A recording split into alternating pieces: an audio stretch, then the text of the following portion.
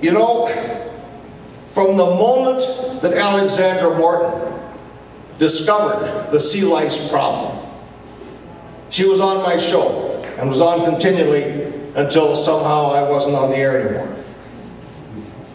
Every scientist in the world of any consequence confirmed Alexander Morton's findings.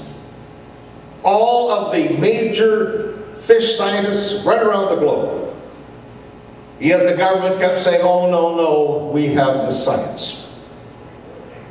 Well, I had a lovely man visit me on my show in the midst of all this, and he came over from Ireland to verify, or otherwise, the work of Alexander, Alex. And of course he did verify it, no question about it. It was properly done, the conclusions were irrefutable. His name was Dr. Patrick Gargan.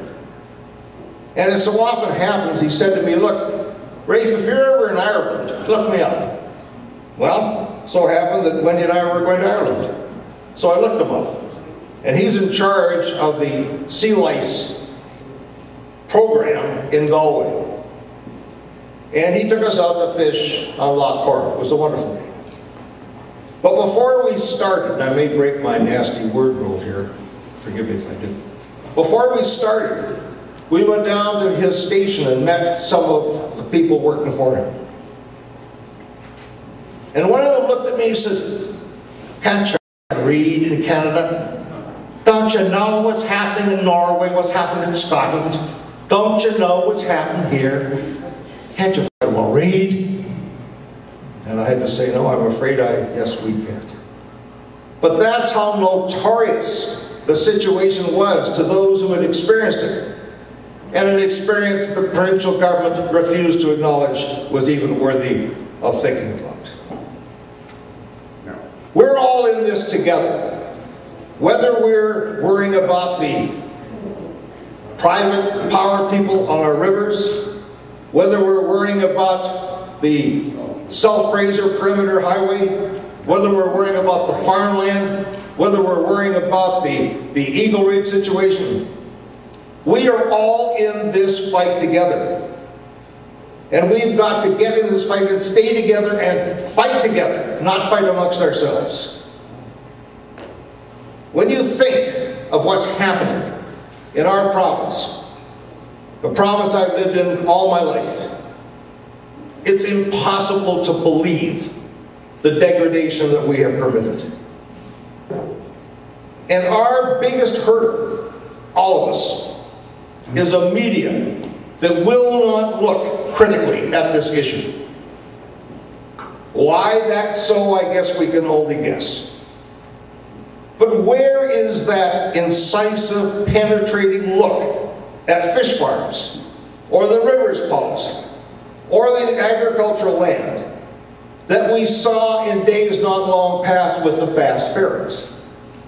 Where are those people that nailed the government of the day with a fast ferries fiasco now, when the fiasco is our fish and our rivers?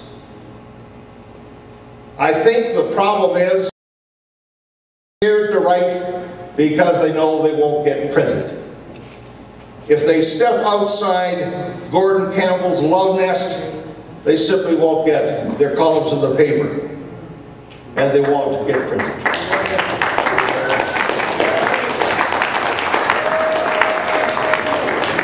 But there is an answer. There is an answer. We create our own media. We should learn from President Obama. Everything we do or say, we should pass on to all of our address books. Or, I'm not really up on the Twitter and the Facebooks and so on. But we should demand, as a matter of citizens' right, that they pass that on to everybody in their own contact book. Every single one. And you'd be amazed how it gets around that way. I've been doing that now for some time. And I will usually get 4 or 5 back at me from somebody who's sending it to me having just got it from me. And it can happen, we can do it. We have to get ready in this province for the biggest protest it has ever seen. It's got to be on every front. We've got to march for the rivers. We've got to march for the fish. We've got to march for the land. We have to all come out and do with our feet and our voices and our signs the things we failed to do at the ballot box. We've reached a crossroads. We either take the turn that wipes out everything we hold dear, everything that our children hold dear and our grandchildren, because we're too damn lazy. Or we say to this government, the two governments, no, we will fight you farm by farm, dam by dam, fish for fish. You're not going to get away with it. If you do get away with it, it'll be over our, if not dead bodies, prone bodies. We must pledge tonight, all around the world that's watching, we must pledge that we're all in the same fight, and we've got the same enemies. It is not a matter of left and right, for God's sake, it's a matter of right and wrong. And this is the message we have to get out.